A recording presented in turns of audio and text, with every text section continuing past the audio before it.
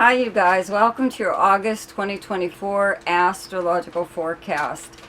And I guess some of you are already aware that Mercury's turning retrograde this month on the 5th, okay?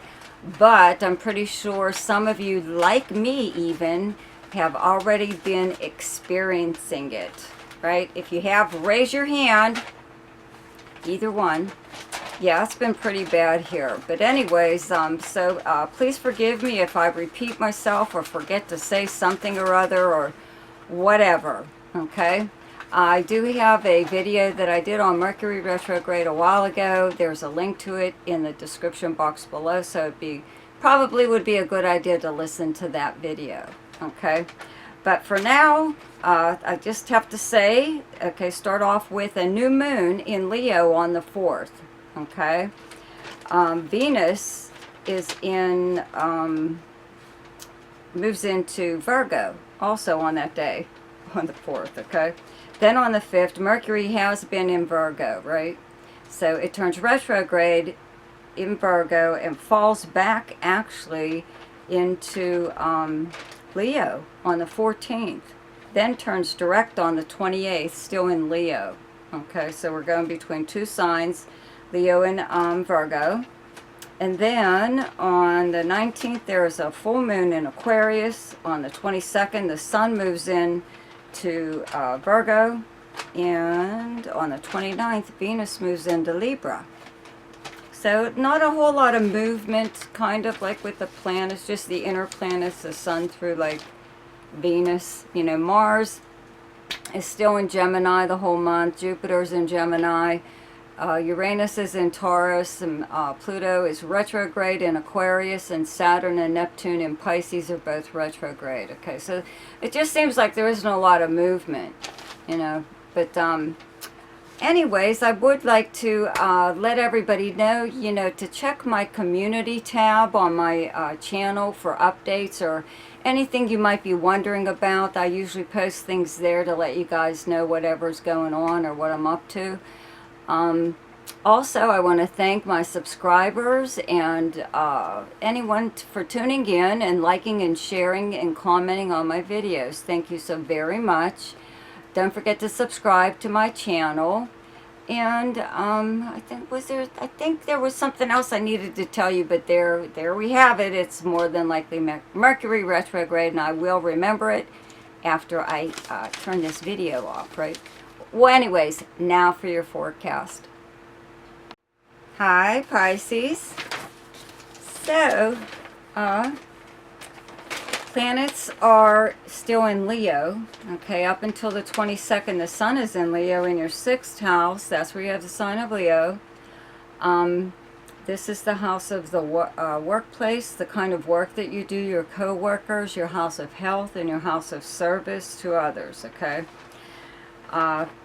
The sun here, you know, obviously there's something going on here, possibly right now in some kind of work relationship. It's mainly because Mercury is in your opposite sign of Virgo, okay, since last month. Just recently moved there. Where you have Virgo in your chart is your 7th house. It's directly across from your 1st house of Pisces. It is your opposite sign, okay?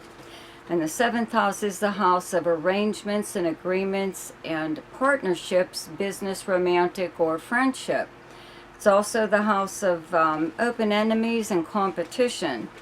So Mercury's going to be turning retrograde here on the 5th. Wait, let me see her. Yeah, and it's going to fall back into Leo, into your 6th house of the workplace, okay? And it'll be retrograde there. It falls back into Leo on the 14th and turns direct in Leo on the 28th. So whatever has already happened last month, okay, because Mercury was in Leo last month, right? So something might have happened at work or whatever with a co-worker or boss, some kind of new stupid, you know, policy that the company wants to implement or something weird like that. Or, you know, people take vacations at this time. Maybe, you know, you weren't able to get off what the days you wanted, or you had already picked your vacation week or days or whatever, and whatever. There's always all kinds of petty conflicts going on in the workplace, right? Even if you don't work, though, you know, if you're retired or you don't work at all, this is the house of service to others, okay? Meaning someone may need your help with something, okay? So this is the way I see it, okay?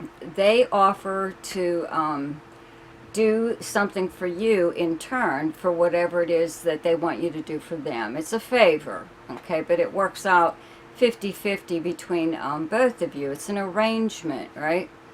So it's something there might not be working all that well, you know. You have to keep in mind that you have Saturn, excuse me, Saturn and Neptune in your first house. So it's quite a aspect to have with these two planets together, because Neptune kind of undermines anything, actually, you know. I mean, it's a wonderful planet, but when it's combined with some planets, especially like Saturn, it does undermine your confidence in yourself. So you could have somebody making you feel obligated to them in some way, the reason you said yes to whatever they asked you to do is because you felt you had to, or you owed them, or something. So could be something along those lines that's going on right now. And this is, again, also the house of health, you know. So this could be around the same time each year when you go for a checkup, or you decide you're going to do this or that, you know, with your health as far as your diet goes, or you know, exercise or something or other, okay? So you know, Venus was here, is still here actually up until the 4th. Then it will move into Virgo. So while it's been here, though, Venus does kind of make you be a little bit more attracted to sweets, wanting to eat a lot more than you normally would, possibly, or drink a lot more than you normally would. So you know, that it's not like a very big deal unless it's something that is kind of bothering you, you know, your health. But anyways, there's a new moon in Leo on the 4th in your 6th house, right? And this is like right before Mercury turns retrograde, and everybody's, well, not everybody, I am feeling the effects of Mercury retrograde before it begins. There is a period where when Mercury starts to turn direct, it's like shifting gears. It's like when you're in a car and you put the car in reverse. Just that motion right there, you know, before it can actually move backwards. Just that motion is some kind of like trigger, okay? So you don't have to wait for the exact date for Mercury to turn retrograde to feel the effects of it. So it could be something like that, you know, going on. Something positive, really, with the new moon in Leo in your 6th house. This is possibly good news even regarding your health, or something happening in the workplace. Some kind of new beginning, you know. Maybe you have a new assignment or something, or you're starting in a new position, maybe within the same company, or whatever. But this is also the house of small pets, so I have to say that you could get you know, like a cat, a dog, anything, turtle, fish, whatever, at this time also, okay? So when Mercury does turn like retrograde, okay, in your 7th house, it's in Virgo, in your 7th house, right?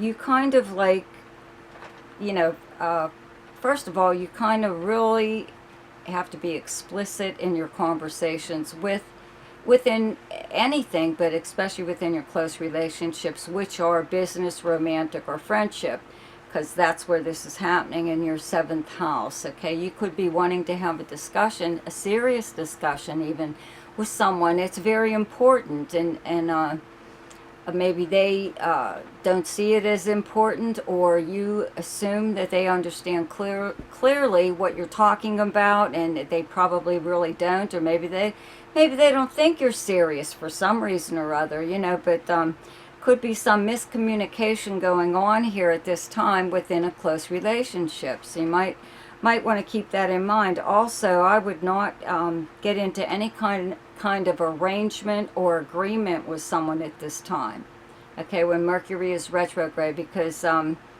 that's possibly what this is, you know, where someone is trying to get you to make some kind of an agreement with them. And then when Mercury retrogrades so far back, it goes into Leo again, into your 6th house, making you feel obligated, or finding out that you didn't agree to that, you know. They just assumed that you did, or you both assumed that you understood what the arrangement was, or whatever. So it's a really good idea to be careful. I just probably would not even go into an arrangement at this time, okay, until Mercury turns direct. Give it on the 28th, give it time to kick in there for a while, a few days, whatever. Then maybe you could do something like that. If you can put somebody off at this time, it might be a good idea. And the only reason I'm saying this is because Virgo is your opposite sign, okay? It's creating an opposition. All planets, when they're in your opposite sign, create an opposition to your sun or whatever other planet you have in Pisces. So it's a little bit of a low time of year for you. The sun will move into Virgo on the 22nd. And what this is a tug of war between planets. It's the sun in Virgo directly across from the sun in Pisces. And it zaps your energy. It's two suns like trying to fight it out, you know. So a lot of times it's best to just kick back when stuff like this is going on, and wait for a better time to like move forward or do something, you know, whatever. If you can hold off, it's probably a good idea to do that. I don't see anything like real aggressive here. Mars isn't in Virgo right now, and that would be the planet that would bring about like pretty much aggression. But these other planets, though, and you know, when planets do move into Virgo, what's really nice is, okay, Venus moves into Virgo on the 4th, so that's very, very helpful. It will be in your 7th house, right, making pleasant times actually within some of your close relationships, okay. So if it's just with a friend, maybe you'll, I don't know, get together and do something. If it's within a romance, you have really nice times at this time. It's just that whenever the sun gets here, you know, just make sure, and the Mercury is like still retrograde up until that point, just make sure in your discussions that you're both clear, that you both clearly understand each other, okay? There's a full moon in Aquarius on the 19th in your, let's see here, 12th house. That's where you have the sign of Aquarius. So this is like happening behind the scenes, okay? 12th house, you are the natural ruler of the 12th house, right?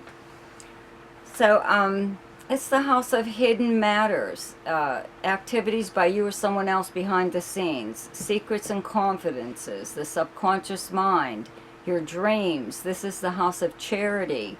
This is also the house of self-undoing, okay, because you can rethink and totally overthink so many things that you drive yourself crazy.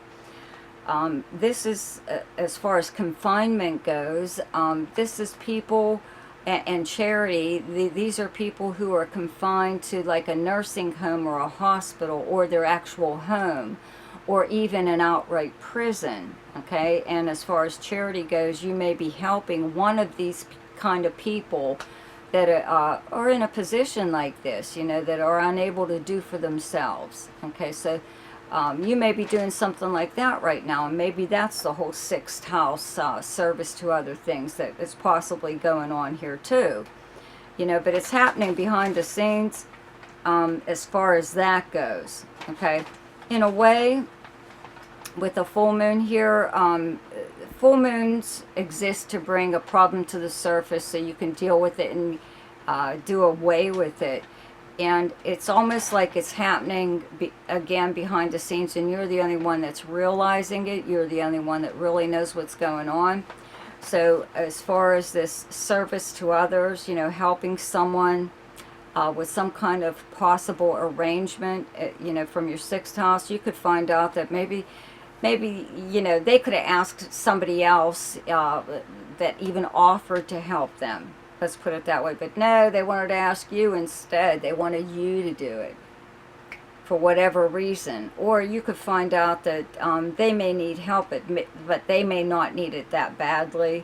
Or there's a reason that they need the help because they did something stupid. You know, and they got it. That's the only way they can get out of it is with your help. Could be something like that, okay? Or it could be something regarding the workplace. You know, you could find out something about a co-worker, your company, the company you work for, a boss, something like that, okay?